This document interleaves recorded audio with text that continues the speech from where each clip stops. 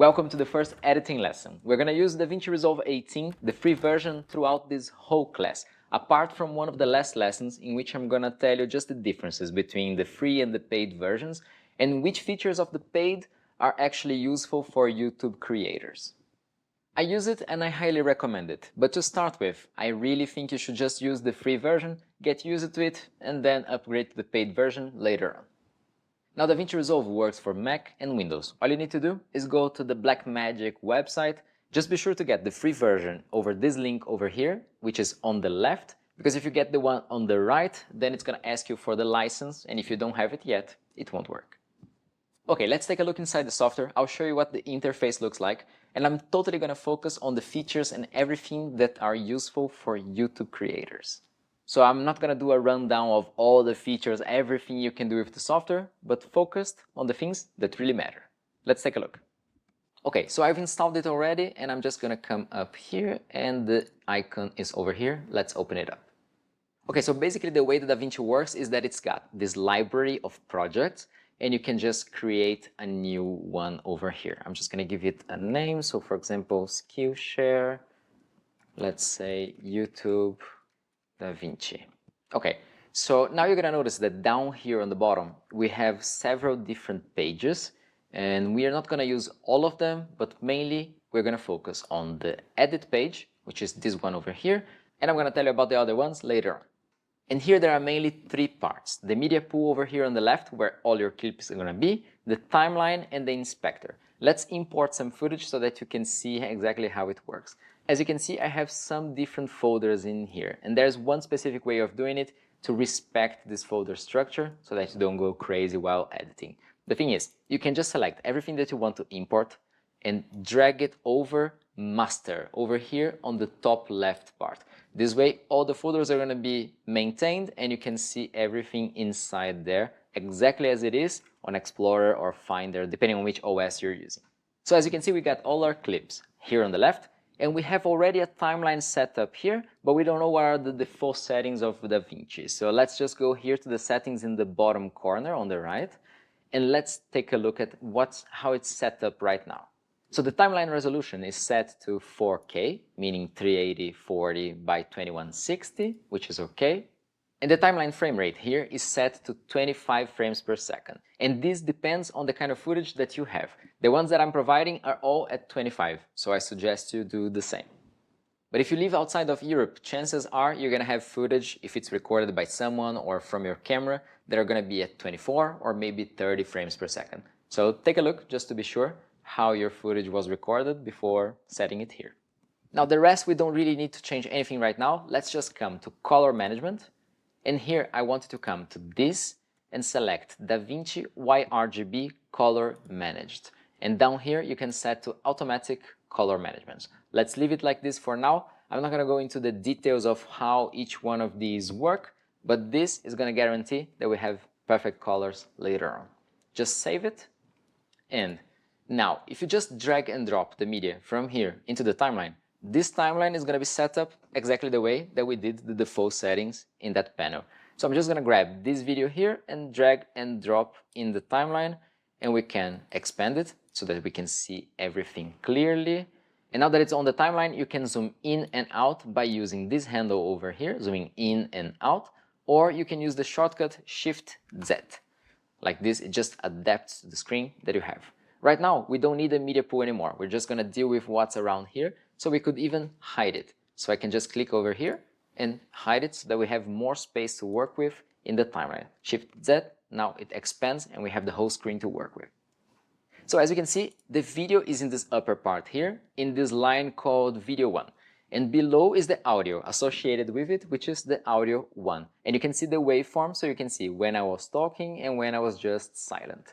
So you can just hold your mouse over this playhead here in red, and you can just scroll forward and backwards and see what was going on. Now, you can see that this video is quite gray and without saturation. And this is because it was recorded in S-Log3. It's a special kind of recording, a special picture profile from the Sony camera that just guarantees optimal quality. And to have it looking normal, there's a trick. The way we set up the color management allows us to come over here in the media pool, right-click this, and come to Input Color Space and just choose what is the camera, so Sony, and what is the picture profile we used, which is in this case S-Gamma3, Cine S-Log3. And boom, now it has normal colors so that we can work with something a bit more natural. Not every video is going to require exactly this setting. It really depends on how you recorded. If it was on a smartphone or on a camera saying no picture profile, you won't have to do probably anything. If it was on any sort of professional camera using a log profile, it's probably going to look similar to this, and then you have to choose the appropriate one. If you have any doubts on how to adapt this to your camera, just write in the discussion panel and we'll figure it out together. So here basically we're going to work with the timeline by going forwards and backwards with the playhead to see where we have to cut or we have to do any kind of edit. And here up on the right we have the inspector, which is going to have all the properties that we need to adjust. So let's see, for example, we have here zoom. So if I just position the mouse over the number, you can see that there is now this double arrow thing, and you can just scroll to the right or to the left to zoom in and out. And if you just want to go back to the starting point, you can double click the name and it's just going to reset it to as it was before. You can mess with the position, the rotation, or you can change many other things like pitch, yaw. And if you just want to make everything go back, you can just double click each of the features, or you can just come up here and this will reset everything as it was before. Some of these features are also present in this box over here. So for example, if you choose transform in this one, it's going to allow you to change all of the transform properties directly into the preview. So if you just grab the handle here and you make it smaller or bigger, you can see that now the zoom property there is changing. Or if I move it around, now the position property is changing. It's just another way of doing it, depending if you prefer to use specific numbers or if you want to do it manually on screen. To deactivate, just click here, it's going to turn off. Play controls are over here, but basically you're going to need spacebar, which is going to play the video, and spacebar again is going to pause it. And most importantly, what you're going to need here is to cut the video. So what you need to do is just position the playhead wherever you want. And here, let's see, for example, this part here, let's delete this gap. We can zoom in to see better, so we can use the handle we talked about before to do it. Or we can also hold Alt or Option on a Mac and use the scroll up and down to zoom in and out, which makes it just a little bit faster. The more you learn about these shortcuts in the long run, it's going to be faster for you to edit when you do more and more videos. There are many ways in which you can trim and cut your videos. The most basic one is just using the blade tool, which is this one over here, that you can click, or you can access using the letter B. And you can just come over to the clip and just click where you want to cut it, and it's going to create these separations over here. But this is not very practical when you have to do it many times, and it's not very precise. So what you can do, I'm just going to undo it here, is you can grab the select tool with A, which is this one over here, and you can just come with the playhead whenever you want to cut. And to do this, I always use the waveform of the audio, which makes it just much easier, because you can see that I stopped talking around here, so you can just prepare the playhead to be around here. And you can use the shortcut E to make a cut that you can see right now over here.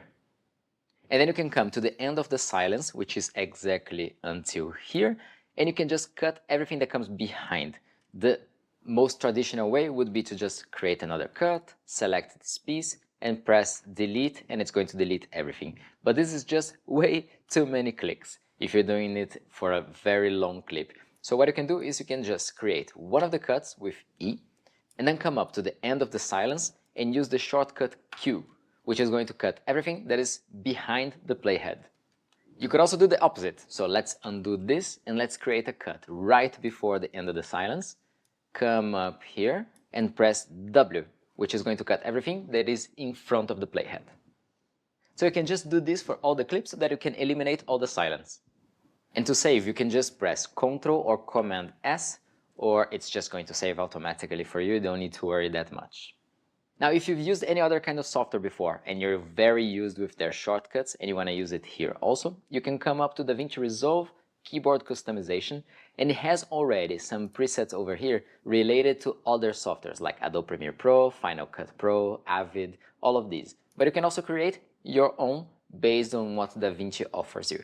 I would recommend you not to change too much or try to adapt yourself to the DaVinci shortcuts, because whenever you're checking any kind of tutorial or class or something online, probably people are going to be referencing to shortcuts the way that it is natively on DaVinci, so it's just going to make it easier for you to find things. But anyways, it's not a problem. You can just find here what is the thing that you want to do and assign whatever letter you would prefer.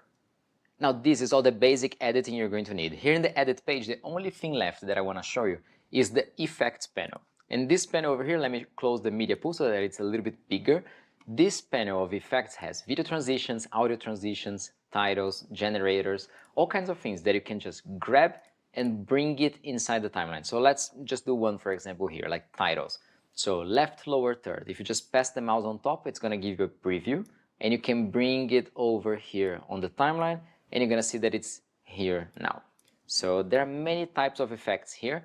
For example, video transitions, let's try one. For example, cross iris. And just by hovering the mouse over the effect here, I can have an idea of what's going to happen with the clip on the timeline. So let's try one transition, for example. Let's try this push motion transition. I'll just click on it and I'll grab it to the timeline. And this one doesn't go as a standalone box. It goes over the clips so that it just transitions in between them. So we have to find a gap. For example, here there's a cut, and you can position it before, on top, or after. Let's just put exactly in the middle. So positioning it there, let's play it, and then it just pushes the previous clip out and pushes the new clip in. What I recommend you is to just create a basic timeline with the provided video in the resources section, and just come here and hover above all of these effects, have an idea of what exists, so that maybe you like some of them, and if you do, you can actually come up here and just click in this small star. So let's say, for example, this push transition is amazing. Let's just click it. It's now starred, and then it's going to come up to the favorites bar over here. It's now down here because I already had some other stuff, but it's going to appear over here, so you don't need to search it anymore, and just grab it here and throw it on the timeline. Okay, this is all you need from the editing page. Let me just show you a couple of things from the interface that I haven't talked about before, but that are useful to you. So for example, let's just open the media pool over here, and this icon over here allows you to have a preview of what you have on the media pool.